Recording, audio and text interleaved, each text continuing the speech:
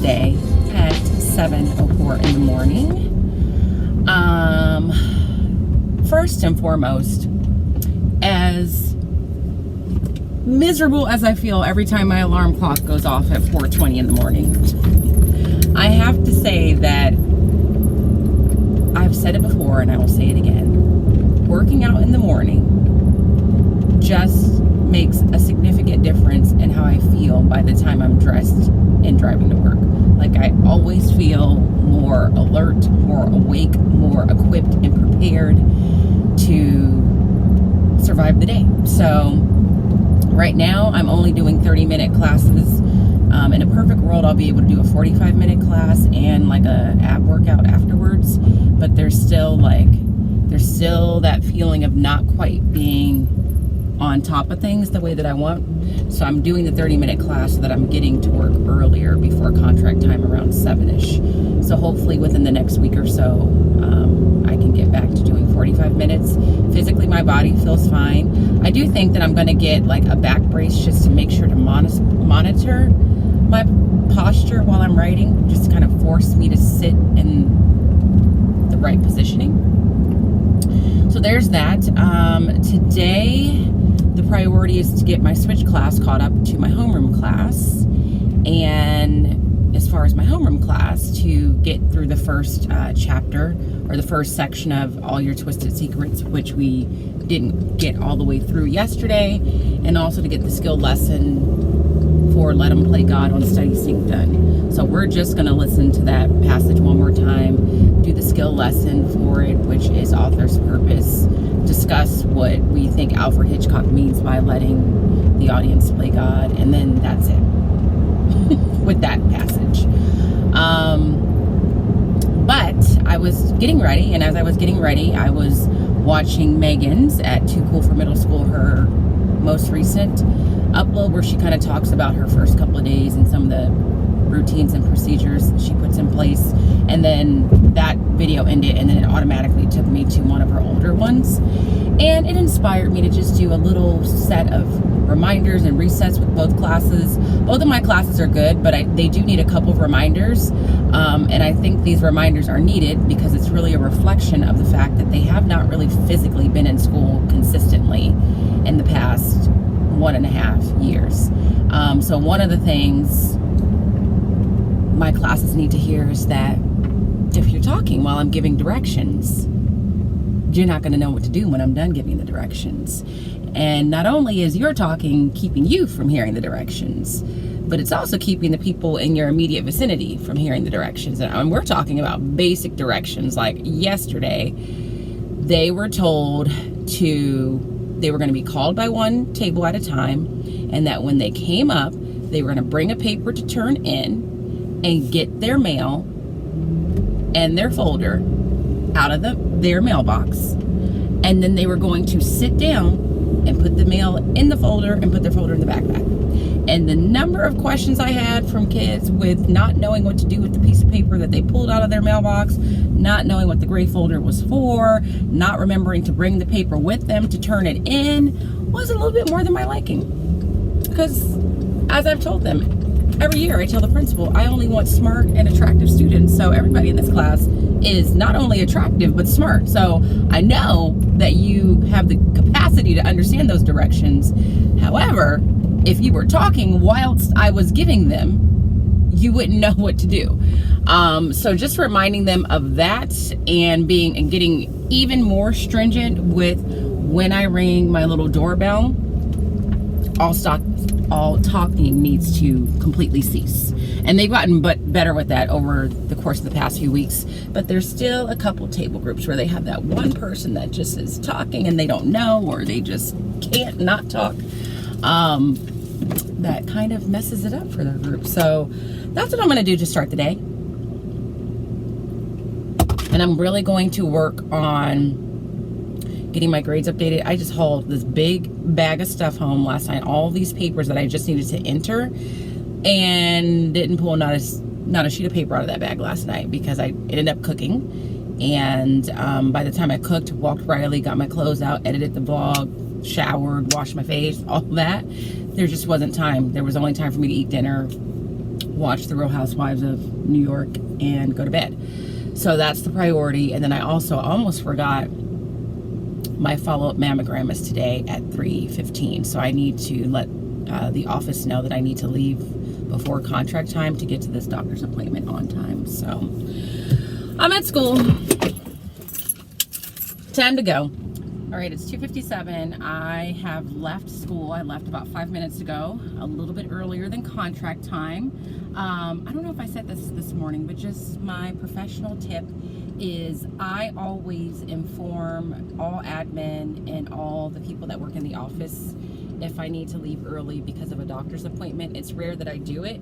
And in the email, I'm not necessarily asking permission. I'm just informing them because 99.9% of the time, your administrators, at least the ones I've worked with, it's not going to have an issue if you let them know that the reason you're leaving early is because you're trying to get to a doctor's appointment. And I honestly couldn't get an appointment at any other time that would work for me. So I left. I'm on my way. This is my follow-up mammogram because my first one, the results came back. I can't remember the phrasing, but they couldn't get a clear image, basically. So that's where I'm headed. It's kind of a blessing in disguise because that forces me to leave work early today, which means I should get home much earlier than what I have been. I don't have to cook tonight, so I have plenty of time to get caught up on grading, which I've been trying to do for days. As far as the day, I really wish I had taken the camera out. There was a moment where I was going to stop teaching to take the camera out, but I was like, no, latawnya, like teaching is the priority. But the good news is my switch class is now caught up and actually slightly ahead of my homeroom class.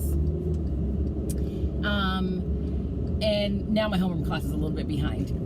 So let's talk about the article of the week first. I absolutely much rather do article of the week the way that I did it this week than I have in years past, just in the sense that kids are much more into the article, digging into the information more, because I think they actually are understanding it better because they are being guided through it with me.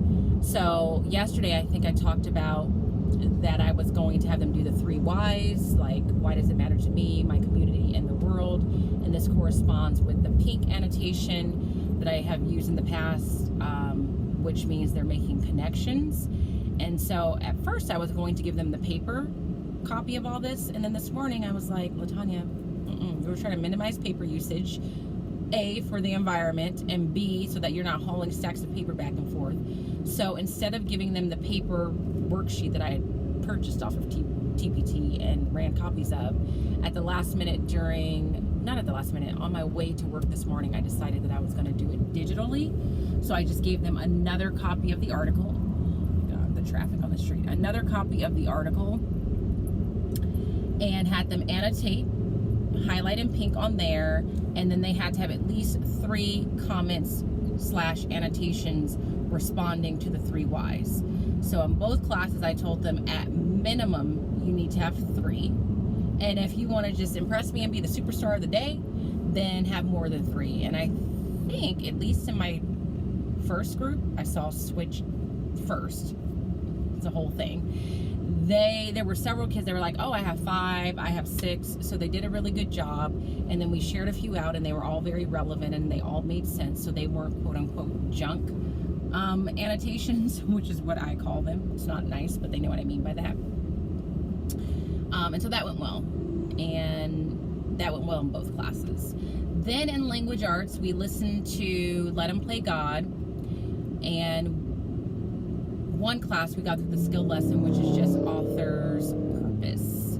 So we answered the 2 questions. I had them do it on their own as a group first, and then we reviewed the answers together as a class to confirm they had it correct, and then they submitted it. And so since this was our first study sync assignment where they're choosing multiple choice questions, and usually on the skill lessons there's always a part A, and your answer to part B is dependent upon what you said in part A.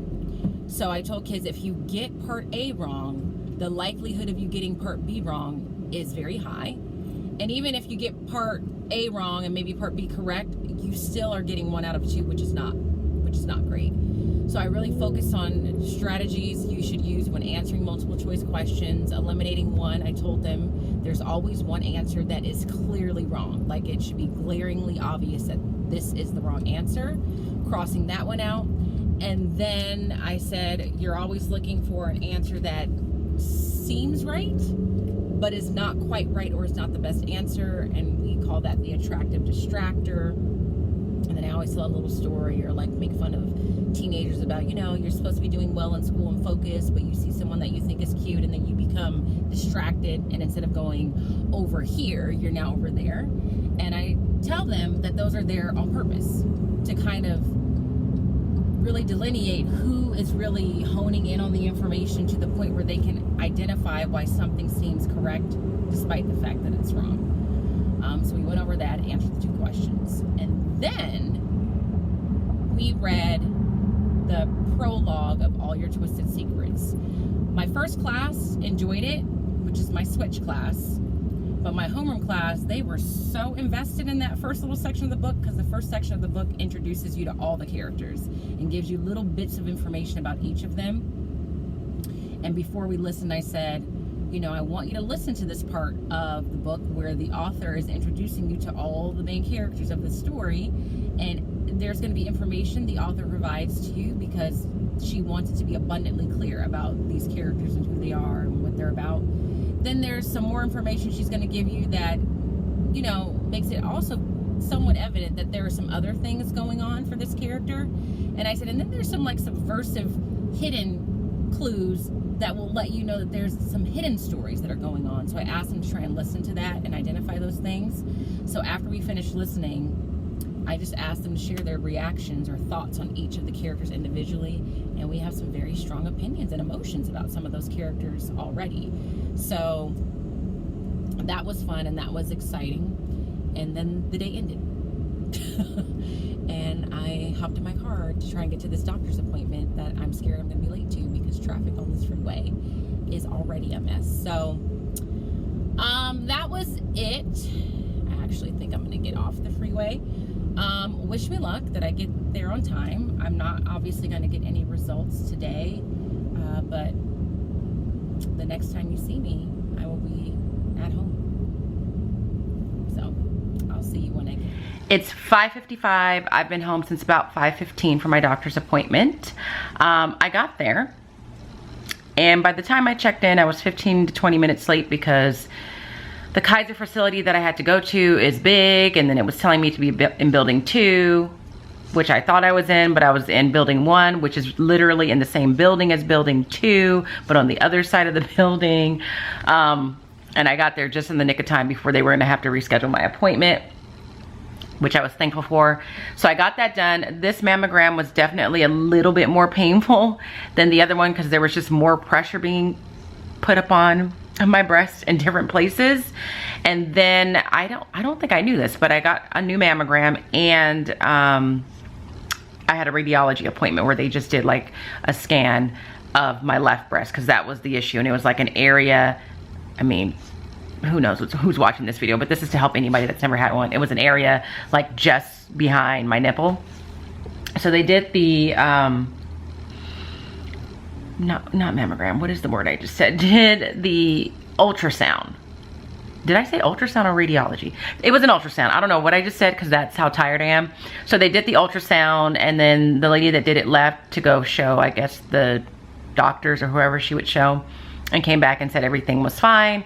And then what I like about what she did is she just kind of calmed my nerves. They all did in the beginning, but after I found out everything was normal, she just made sure to explain that if this is like when you have your first mammogram, if there's anything that seems abnormal or they can't read, they will always have you come in because you don't have any, they don't have anything to compare it to. So since this was my first one, they didn't know if what they saw was abnormal for me because they had no history for me. So that was nice for me to know. That was a good piece of information. And she suggested that you get them every year. She said some doctors will say every other year, but a lot of them feel like every year is good. So that was a relief to know that everything is normal. And then I came home and ate a snack and checked some email, which I just finished doing. And that's pretty much it. So I am gonna go upstairs right now, probably edit this video. It's too hot to take Riley out right now. So I'm gonna take him out probably in about an hour or so. have leftovers for dinner, and I'm going to get some stuff entered. If not all of it, because it's not hard stuff at all. So I'm really just here to let you know how the mammogram went and to close out the vlog. So if you enjoyed today's vlog, that was a little mix of work and just real life stuff, give this a thumbs up. If you're not subscribed, make sure you subscribe. If you're not following me on Instagram, head over there. Follow me at Smarty Style. And as always, I hope that you're well. And if you're not well, please be well. And I will see you guys tomorrow.